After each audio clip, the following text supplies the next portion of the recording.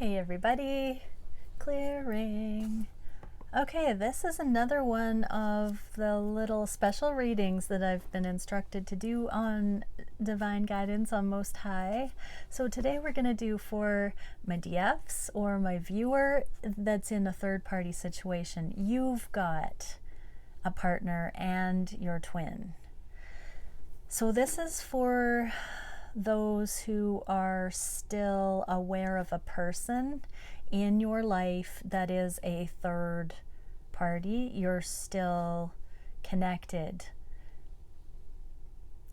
still sleeping with that person, or still living with them, or still married, or still with them in some way. Could be just financially tied. This isn't necessarily for people who have come out of relationships and are still connected for children purposes, unless you're still considering that you are, I'm hearing, in love with this person still, in a romantic way. So let's have a look. I'm going to first off pull some cards to see what the connection for this group of viewers who will see this, what the dominant energy of the connection with your current soulmate who isn't your twin, as far as you know. So here we go. So thank you, Divine Creator, for using me as a channel of only the highest, most beneficial information coming through. What can we see for my viewer and their karmic partner or soulmate that isn't their twin? Oh, we literally get the card of the soulmate. For you, viewer, you have the soulmate card. And for those of you who are watching this that are so, there's so much love in twins. And when we are in these high-level soulmate connections, sometimes we can wonder, is this my twin or is the other person my twin? There is this idea of letting the manifestation just kind of pause right now. We are coming into Christmas and that holiday season. And so there might just be, I'm hearing exhaustion, some things just letting it sort of simmer over the holidays. I'm getting that feeling that you've put the brakes on, not wanting to manipulate it. There's also a message here that's talking about surrendering this conundrum to the divine and asking to be shown the difference. So if you haven't consciously asked for this information from on higher guidance, ask that. Ask the divine to show you which of your connections is truly the one that holds the most love. That is the one that is closest to the throne of the divine. For your person, they have the High Priestess in reverse. So the pillars on either side of the High Priestess are mercy and humility. This person might not be tapping into their full knowing and peace and balanced energy with mercy and humility and compassion here. So love can do that, ego and uncertainty and the delicate things that happen when we're in these situations that can be rocking this person a little bit. They're feeling a bit apprehensive, like something is going to change. They can't put their finger on it. So for some, you've told them about your twin. For some, they don't know. Regardless, they don't know which way things are going to go. The connective energy between the two of you is this husband card, the King of Coins. It's also the card of the entrepreneur. So business, finances, all of those root chakra things. It's in the reverse. This is remarkable here because it does indicate that both of you know this isn't the utmost connection. On some level, there's evidence in the 3D that it's not a long-term stable situation. It had the makings of it. On paper, it looks good, but at the core, on the foundation, something about it isn't quite right. In the near future, You and this person are going to be making some changes to align more completely with the eternal love and start progressing that way. So when I get this card in these kinds of karmic situations, it's often the things like splitting up the family phone plan so you each have your own numbers, starting to get new bank accounts, dissolving businesses together, making steps to consciously unhook from having shared the day-to-day things. This is also where I am not a legal advisor. I am not any of that. So get your own information. Inform yourself. If you are considering getting out of a relationship like this, seek legal advice. Seek an accounting advisor. Seek a lawyer advice. See if you can come to some sort of a strategy so that you're not in the dark about what needs to happen.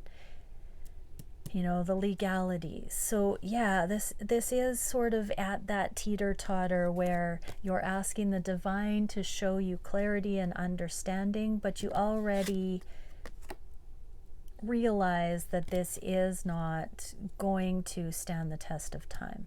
So let's see what's happening next for your person.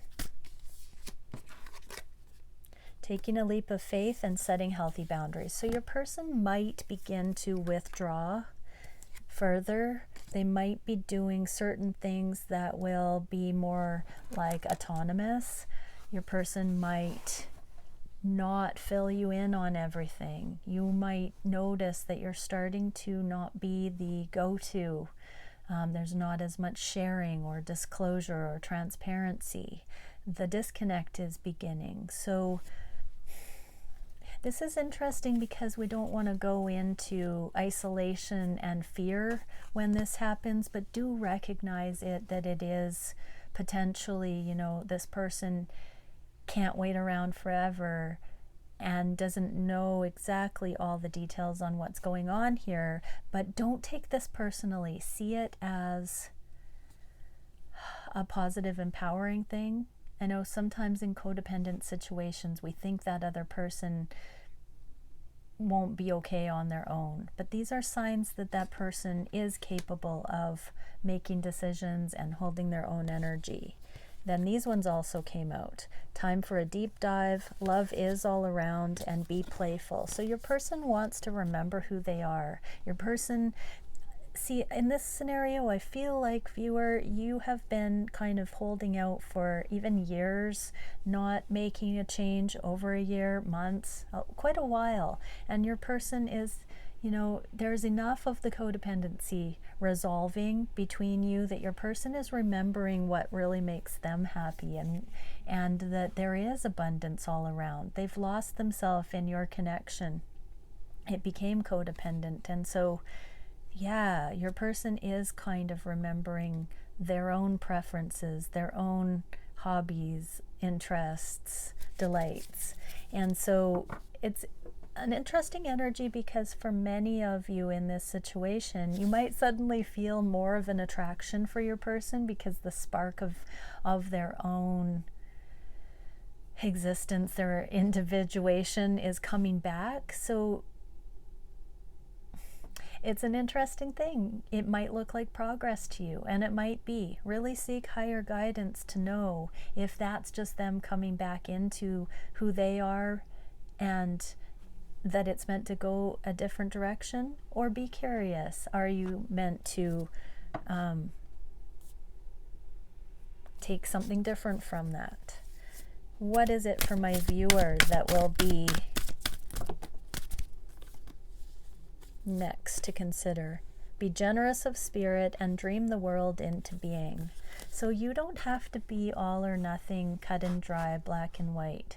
You can transition, consciously decouple out of this scenario with your person here by having a plan, thinking about it. Don't avoid envisioning a win-win here, and be generous of spirit. Don't go into the blame game. Look for amicable dissolution of this scenario, and be happy for your person as they come back into their own and individuate from your connection.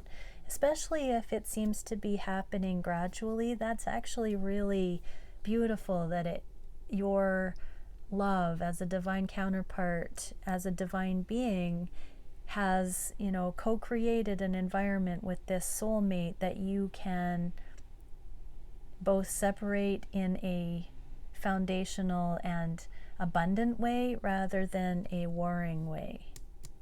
Seek the win-win. Let's get an energetic card, and then I'm going to go into another portion of this. So what is it we can see energetically?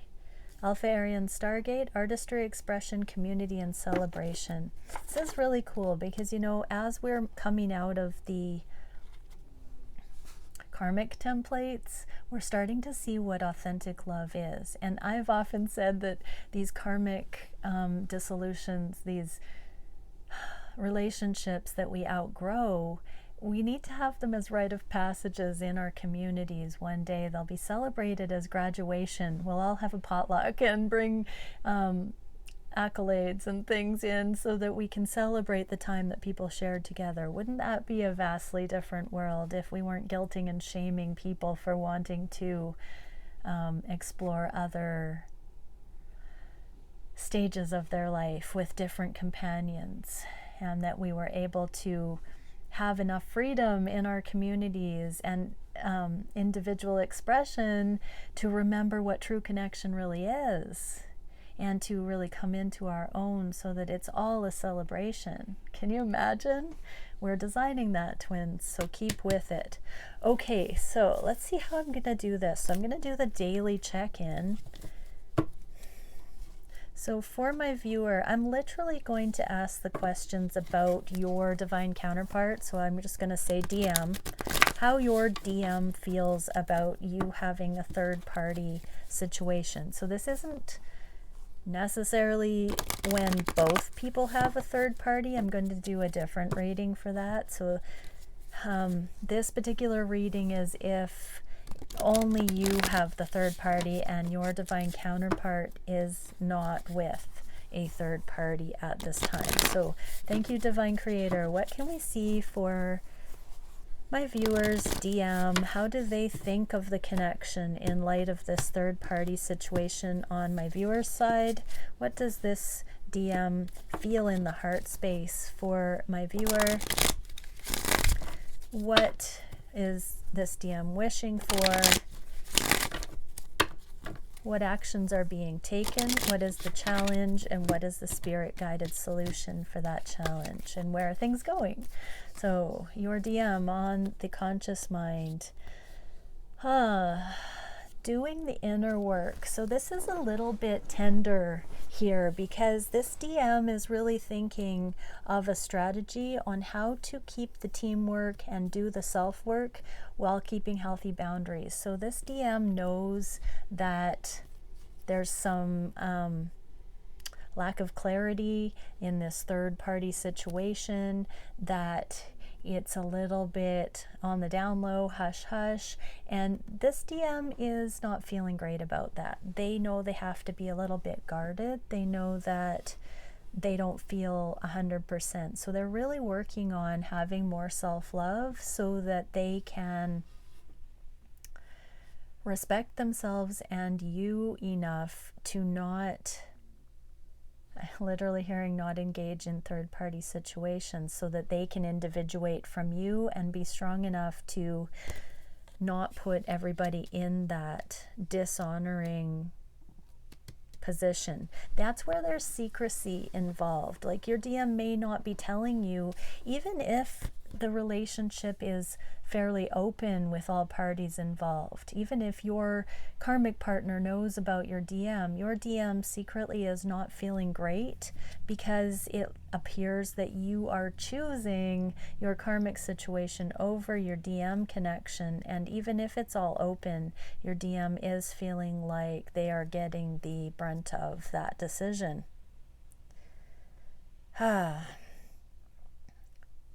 So they're secretly wanting to downsize the connection more quickly than it seems to be happening. What is on the heart space?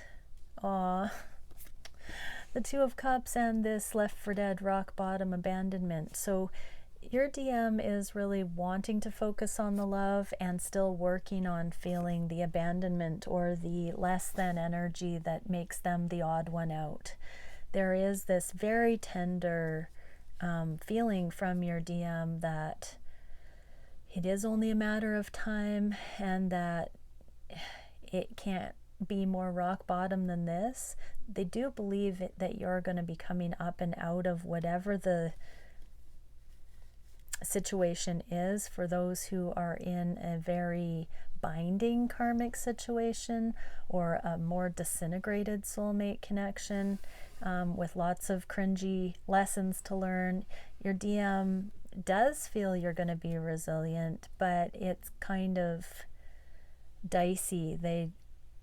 They're only human and they're working on truly believing in this as a twin flame level love in order to develop their faith that you're going to overcome and leave the situation that's not meant for you, viewer. What is your DM wishing for the connection at this time? Yeah, just profound enlightenment so that negotiations go smoothly. Beautiful. They're wishing that for you. They're wishing that they will be seen as not the bad guy, that your family will embrace them, that it will be known in time that this was the best for all involved. They're holding that light, I'm hearing, for your connection, holding space for that. Unconditional love, enlightenment. What action is this DM taking? Waiting out the transformation so that there can be victory. So your DM wants to offer you a promise of connection. So if your DM has not offered you like a guaranteed sort of proposal, they want to wait until they know that you're actually going to go through with the dissolution of your situation, because they don't want to make it seem like there isn't a sense of transformation needed. They don't want to prematurely offer you commitment if you're potentially not going to leave this other party. They're just very practical and grounded about that. They just want to make sure that you're going to do what you need to do for you and that they're not the reason. They want you to come into your own enlightenment about the karmic situation so that you can have clarity and no regrets. What is the biggest challenge at this time? With the Devil and the Moon. The passion. This is like a very, this has been a difficult set of eclipses for your DM. And they are overcoming the lust, the attraction, the binding aspects of that in the name of these deeper subconscious processes coming out for you. So yeah, that is a challenge though, because they're feeling like you are, oh, I just heard that you're in weak energy and who is there for them? Truly, that's what they're kind of feeling. So that's their challenge. What is the spirit guided solution for that? The Four of Wands union, working on their own healing, slaying their own dragons, because they know that in this period of grace, they've got their work cut out for them to bring their portion of the union in. This set of DMs are really sure about your connection and very much wanting to show you you're the one. Where is it going in the near future? The one, the Ace of Wands. They want to be the only one. They want to be your flame. And they're willing to wait, but not forever. So the Seven of Coins in the reverse. Your DM is more potentially in the DF energy. So for viewers who have a karmic situation, I'm kind of getting that some of you are going to be masculines watching this.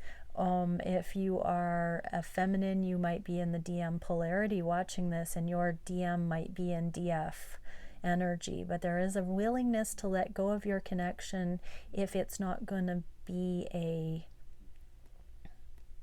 consolidated effort going forward. Your person is not willing to put codependency level investment into this connection. They're just wanting to be open to whatever comes their way if you're not going to come out of that situation. Okay, let's see one more. Yep, one more quick message from my viewers. Person, what can we see? You make my heart full. I'm sorry in the reverse. I just heard I'm sorry it's so hard for you in your position, but they're not going to tell you that because there's no pity party here. They believe in you, and they also don't want to guilt or shame or have the appearance of that. Will you choose me? And I think we should see other people. Not. So there is this whole thing about them working on their own sense of whether they want somebody else if you're not going to come forward. They don't really, with this other third party stuff in the reverse, they don't really. They do want you, but I'm getting the sense that they are on the fence about, you know, keeping their options open if you're not going to come forward. There's that inner shadow aspect that is practical and grounded and not willing to wait for you, viewer. Okay, many blessings. Bye for now.